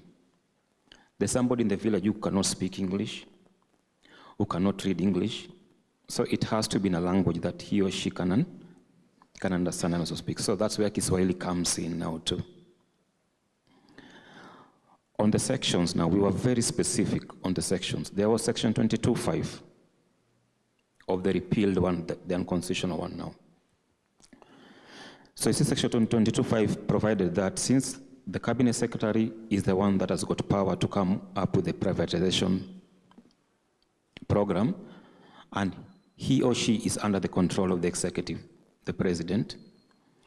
So if the cabinet secretary took the privatization program to parliament, and you see the parliament is also captured currently. If it goes before parliament and the parliament does not ratify it within 90 days, then it is considered to have been passed. So the oversight powers of parliament is taken away by the executive. Now then we go back to the privatization program now. Now here is where there was a big deal. So I grew up in the 90s. I'm a millennial born in the 90s. And there's some things that I carry a lot of sentiments in them. KICC is one of them.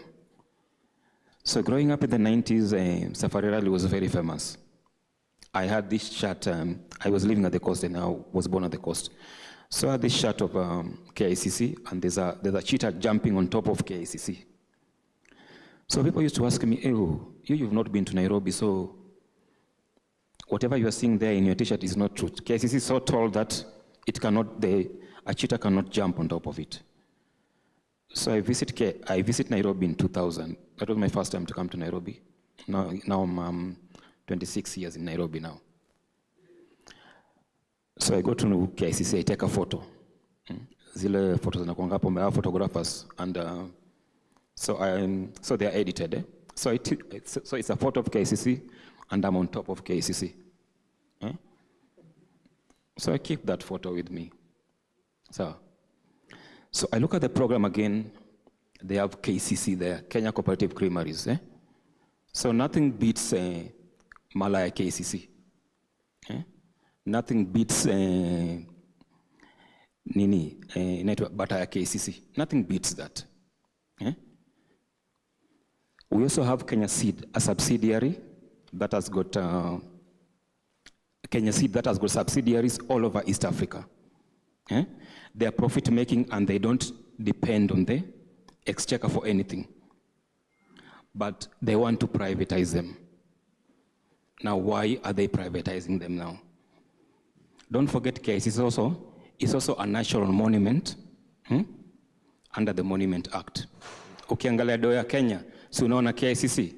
When they talk about landmark buildings all over the world, when they mention Kenya, what comes up?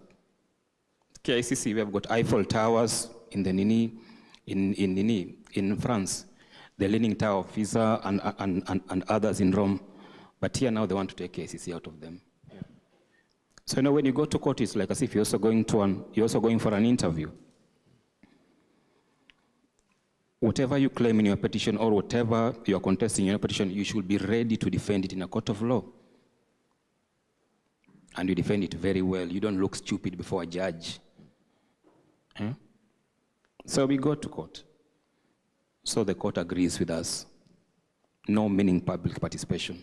That one kills the entire act. By passing parliament under section 22.5 of the repealed act, kills oversight. Now KICC now, our national monument, it cannot be sold. In fact, even in the petition we were arguing, when you're selling KICC, does it include the land within KICC? Do you know how much prime that land is? Are you selling KICC the building, or are you selling including the land? So we beat them. It's declared unconstitutional. It goes down. Parliament rushes to the Court of Appeal now, instead of the Attorney General. So when you go to the Court of Appeal, there's something called 5-2B application. A 5-2B application is a stay application for a judgment. So they rush there to stay that judgment by Chachamwita on 24th of September. So when you go to the Court of Appeal, for you to stay a matter or a judgment, there's a 3-part test that you must meet. Is your appeal arguable? Can you argue it? Yes, we say that, yes, they can argue it. Anybody can argue something in a court of law, so long as your submissions, and you win cases on submission and your evidence. Now, will it be rendered nugatory will your appeal be that will it not make meaning, or will it fail to make meaning if the stay application is not given? No, the appeal can still continue. Now, public interest. There's a case called Gatirao Peter Munya. So it introduced this limb of public interest. Now, does public interest lie on selling strategic, monopoly, and well-doing financially parastatals? It's no. They sell KICC. Can we get it back? No. So it didn't favor them at all. And in fact, when they were at the Court of Appeal, the judge, may soul rest in peace, Justice Ocheng asked the State Council, how much can KICC go for? You cannot quantify the value of KICC. And before, in that financial year of the 2022-2023 financial year, KICC had made a profit of 1.9 billion Kenyan shillings. So why privatize it? Ray, I'm really sorry I have to interrupt. I'm really sorry I have to interrupt because you're short of time. But I'd love to hear what the other panelists think. Briefly, gentlemen. Evans, what's at stake here? Thank you. What is at stake is a lot.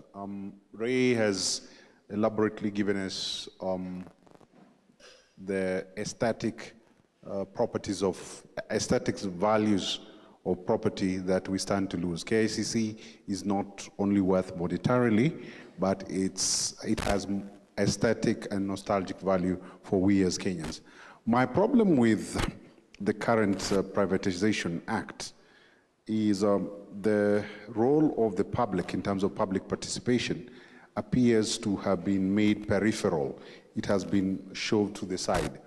And I always don't shy away from saying that the Supreme Court of Kenya has sold as short in terms of public participation. That court is making public participation a ritual rather than a normative function of the Constitution. Now, what is missing here in terms of this act? There are certain things, consequential imperatives and audits that must be done before a state asset, that is our asset, before they are sold. We have about 8 audits, and the main types include financial audit, asset valuation audit, legal and compliance audit, human resource and pension audit, operational audit, environmental and social audit. I want you to write this down because I want you to look at this one. It's the most important for you. Environmental and social audit. Forensic audit, if necessary, governance and risk audit. These are about 8 audits. That cocktail of audits is missing from this act. So when you want to sell an asset without conducting all these audits, on what basis are you selling this state asset? The other day they were telling us they're selling Kenya Pipeline. From a strategic national security point of view, why should you be placing Kenya Pipeline on the market for sale?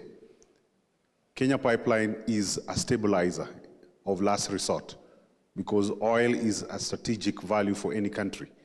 When things are thick, it's Kenya Pipeline that should be feeding the market in terms of stabilization of prices. Why is it that we are in a hurry to sell Kenya Pipeline? It shows you the thicos that we elect and put in government and the stupid decisions they make on behalf of us. Thank you very much. Mwalimu calls it as it is. So moving on to Mr. Levi on the last question on the Privatization Act. There have been concerns that this act, when we are dealing with all our public assets, we deal with them through the Public Procurement and Asset Disposal Act. Now, this act does not make any reference to this act. There are also concerns, as Mwalimu has put it, that there's no clear express mention of the Auditor's General role in the selling of this act. That concern has been the executive dominance in as far as how these assets are concerned. And so the question is, Article 1 of our Katiba says that all sovereign power belongs to the people, and that this power is exercised directly or through our elected representatives. who are exercising our power. So when we are not in control of our public assets, what will happen to us? What will happen to the state? And how can we challenge this on a legal basis in court of law? Wakili. Thank you so much. I'll resound what my learned panelists have said and attempt to answer her question in the following way. The colleagues of Prof here, when I was back in law school, taught me that the law is actually interpreted through a lens. The law does not work in a vacuum. Any enactment of a piece of legislation should be looked at through a certain lens. And in this case, I look it through the lens of the current government. What is the demeanor? What is the character of the government that we have in power today? This is a highly kleptocratic government. The government that has been taken to court multiple times, a government that has demonstrated greed when it comes to public resources and even private resources. So when you look at this Privatization Act, we don't look at it in a vacuum, in the sense that we have a responsible government that cares about the people. We have a government with a history of kleptocracy and stealing of public resources. And when we analyze this Privatization Act, we should analyze it through that eye. You can see an intentional effort stemming from what Prof has said to circumvent, limit, and essentially rubbish public participation. In that, even the enactment of the 8 laws, one of the panelists, previous panelists actually mentioned, it is meant to overwhelm the public. Kukua Mkenya ni kuvumilia. Every day you wake up, there's a new scandal. That even a constitutional lawyer like myself, I struggle to catch up with violations of the constitutions that happen in this country. They happen every day. It's a daily business. You wake up, you find a new scandal. So when it comes even to the issue of the enactment of the 8 laws, those 8 laws are enacted at the same time with an intention by parliamentarians to limit public participation, and not even public participation itself. They even want to limit public knowledge. And I'll give a good example of the Finance Act 2023 that resulted in the revolution that we had, including the inversion of parliament. That, as I mentioned, I think the president uttering, I had, for the first time in Kenya, the government had actually put in resources into public participation of that bill. I presented in almost 3 forums on behalf of our clients, but you can see after that time, because public participation is a spirit, it's a spirit under Article 10 of the Constitution, in that a responsible government should facilitate, aid, and put resources to ensure that to the level best, every Kenyan has a word and has a say in the laws that are being enacted. But you can see now in the recent future, including the 8 laws that were enacted on the 15th of October, there is now an intention of our government. The government is now opaque, like the OPEC 3 or wherever. The government is trying to do things with the minimum bare of what the Constitution provides. Readings, and newspaper advertisement inviting people to publicly participate. But the intention of that government is that there's least public participation, as Ray has said. They want to cherry pick people who are publicly participating. And that's the result of the privatization bill. She has asked about the Auditor General, the Procurement Act. The Auditor General has been filing reports and raising alarms about many budgetary issues. All those alarms and reports of the Auditor General are actually shelved with no government intervention or no government ensuring that there's some level of responsibility when it comes to use of public money. So I'll answer her question in that sense, that the same constitution that provides for Article 1, power belongs to the people, also talks about representative democracy, where the people will be represented by members of parliament.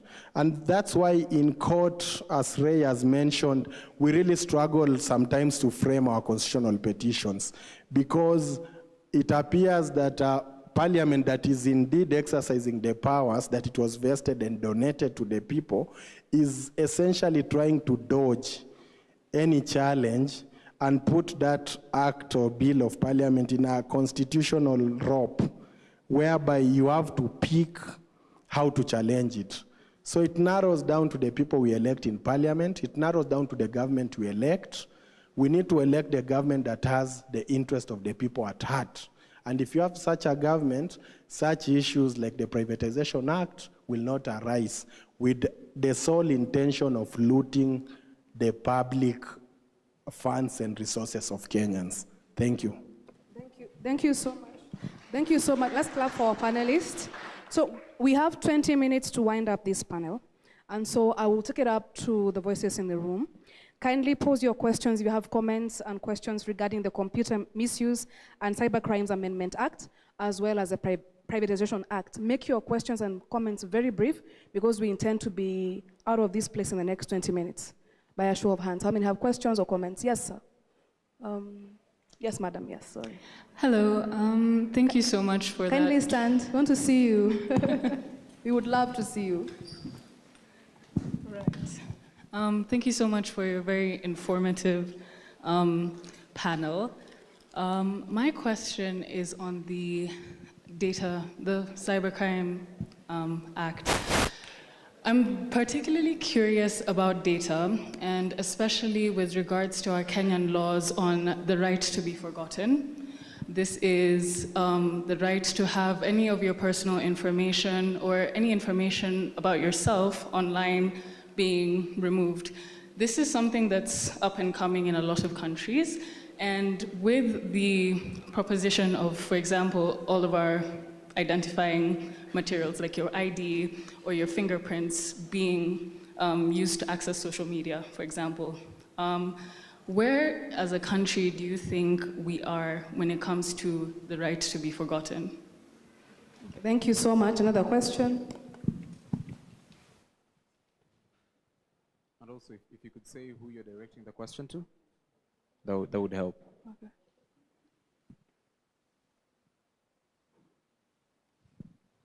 Hello. Thank you for the wonderful insights. So for me, I would like to know if this thing of privatization goes through, what are the provisions, or is there a possibility that it can be reversed? And how easy or hard is it to reverse it once it goes through? Because I'm just thinking, the current leadership that we have might want to do that because they have their reasons. But maybe another leadership will come in and think maybe it's not okay. So how easy or hard is it for this thing to be reversed? Yeah, thank you. Thank you so much. Do we have any other questions or comments? All right then, so we will, yes, sir.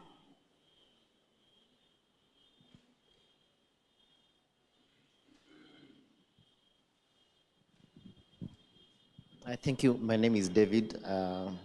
I would like just to make reference to what Prof was saying in relation to the Computer Misuse and Cybercrimes Act. The genesis all the way. First, as Kenyans, we need to be cognizant that it stems from the Universal Declaration of Human Rights. That's where the journey begins. And then it trickles down to within the African continent. We have the African Charter on Human Rights all the way, and other laws. And within the same constitution that we do have, Kenya is a signatory to the same laws, to the international, continental, even regional laws. And then we have our own supreme, which Professor was alluding to, that gives us power. But as we speak, because I speak from a media point of view, this is just one law. But the media industry has done a review of all the legislations. If you add the Computer Misuse and Cybercrimes Act, we have 26 legislations that actually limit all this. But it's only that we speak more of the Computer Misuse and Cybercrimes Act. But there are so many more. Like, if you just remove the Computer Misuse and Cybercrimes Act, you have the Newspapers Act. To give an example, all the newspapers that are published today, before they go out, they are meant to go to they're meant to go to be checked, let me just say, to be checked by the state to see whether they can go or they cannot go out. It is still a law that still exists. The only thing that probably would that have worked since then is the penal code, which was revised and expanded due to the 2010 constitution. But we still have many, many, many laws. And as Katiba and professors have said, and I see many colleagues here who work on those issues, it demands a lot of advocacy to be speaking out. I like how Kenyans always say that, keep on tweeting, they'll hear. You know, that is just, it's just like blowing the candle off, and then it will come down, and then it continues. It doesn't really, because there are so many people who do the donkey work. The lawyers who kept on burning the midnight oil, just ensuring they follow through the people in court after the 2024 protests, arrests, etc. There are people who have to do the actual work. And in as much as we say, continue tweeting, people will, sauti zenyu itasikika, yes. But are you doing the actual work? The actual work is public participation. Whenever people are being called upon, participate and just do as much as possible. Like where I work as the comms person, that is the Kenya ICT Action Network, we did submissions to Parliament against the amendments to the Computer Misuse and Cybercrimes Act. But again, even as we speak here, I think it's after you explained, nobody has seen the signed one, unless somebody has seen and they can be able to share with me. Because I've gone to the Parliament website, it's not visible. I've gone to the Kenya Law Review, I'm not seeing it. The only thing that we've been able to see is the petitions and the sections that have been highlighted. So still it's a mystery, as we say. So I don't know how lawyers are treating that, whereby a law that has been assented, but it's still not accessible. It's a big question. Thank you so much.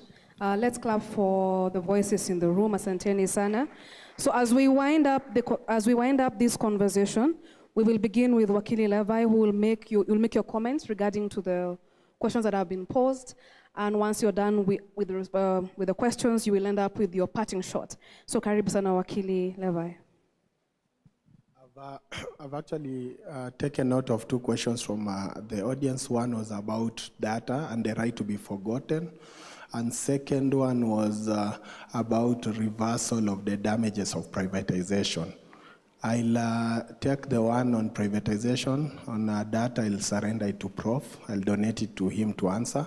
On privatization, there is something called the perpetuity of the government. The government is perpetual. So whatever decisions this government makes actually bind the next government. So it is very hard to reverse decisions like privatization. As Ray has said, something like KICC, when you are privatizing KICC, it is unclear on the extent at which you can use that property. You've privatized it. That means it is a private property. Whoever has bought that property can decide to do extensions, can decide to build a club there. There's very little you can do to stop that person. And to the extreme, he can actually decide to demolish the building itself. Such demolition, no other subsequent government can reverse. So that's why we are very vigilant in court, because some of these things, the moment they become private property, they can be put to public to buy shares, they can be further transferred to other entities, some of them international, and therefore you lose touch of it, and to reverse that decision becomes a very uphill task. To my conclusion, before I surrender it to Prof, I'll say I'm again amazed that we are here tonight at this time discussing issues to do with our nation. Let's keep vigilant. As lawyers, we'll do our best to challenge these laws, but there's a big limitation. that the intention and purpose of the people who enact these laws is not good. Someone, I think, mentioned here about the good side of the law. Some of these laws, he mentioned the Wildlife Amendment Act, appear to have very good provisions. But it's a strategy sometimes by legislatures. You try to, like you've seen the Computer Misuse and Cybercrimes Act, they're talking about very good things that all of us as the public are concerned. Terrorism, pornography. I don't think we are concerned a lot about pornography, but I'm concerned about terrorism and religious extremism. These are two issues that are very important, but the way legislatures do is to package, to sugarcoat something to appear that it's good, but there's only one clause that they use. They want to invoke to actually limit the rights of the people. So let's remain vigilant, and most important over everything, we need to vote for good leaders.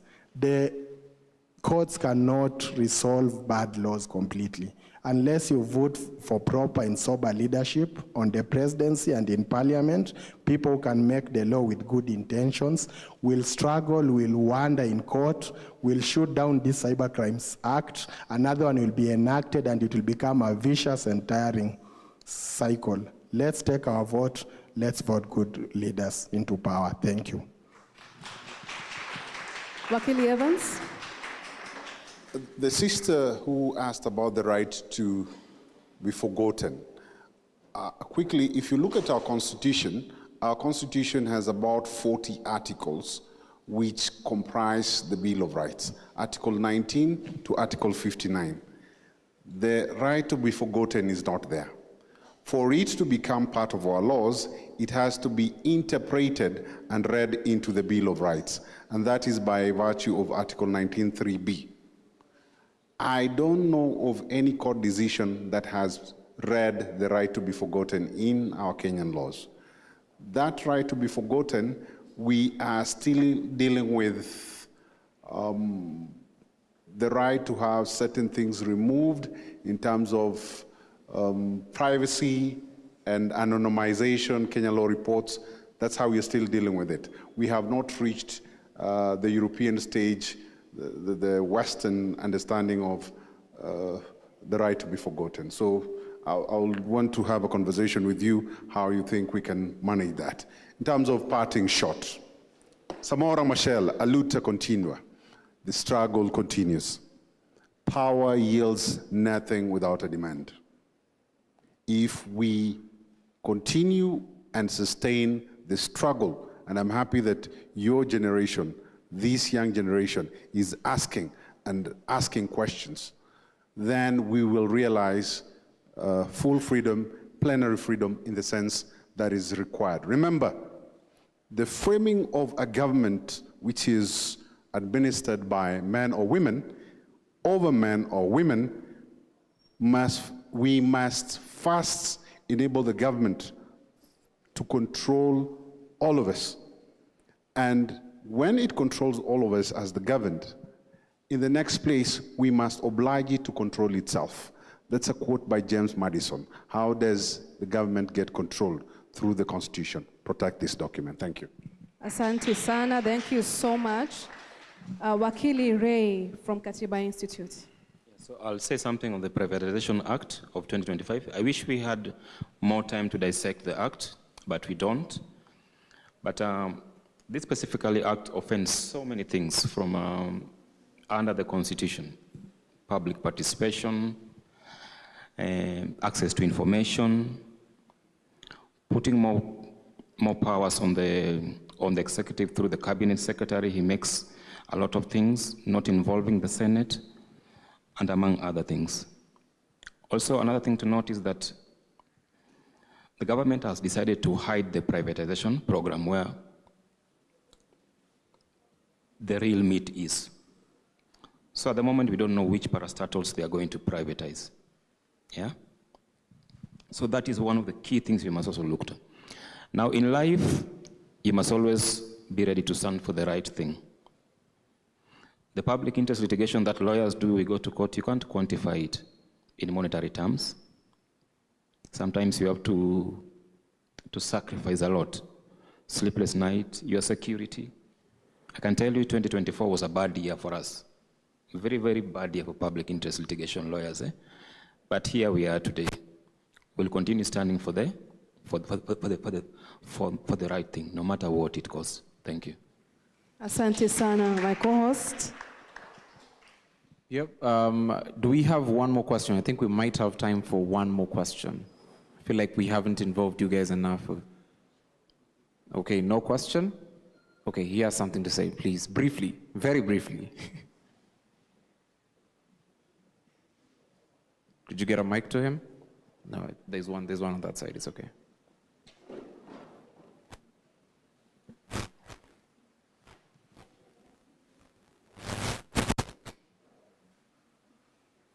Yeah, please go on.